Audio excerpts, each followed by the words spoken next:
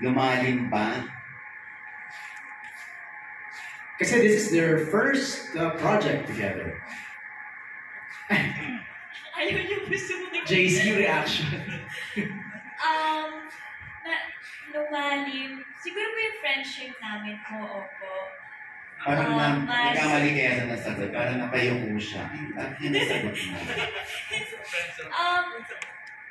Lumalim in a way na mas naiintindihan namin yung isa't isa po.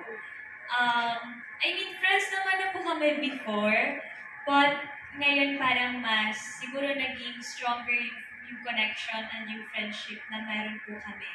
Pero, yun lang. Pwede bang mag-grow yung friendship?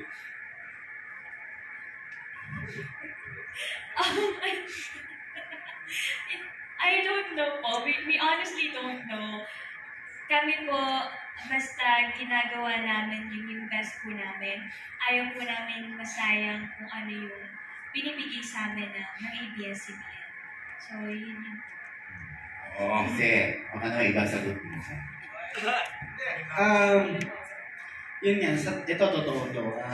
So hindi totoo yung Hindi, ito sasabihin ko, yung Dirty Linen, naging daan talaga para sa akin na mas makilala ko si Francie. Alam niyo na yan, doon kami mas naging open sa isa't isa kung anong nararamdaman.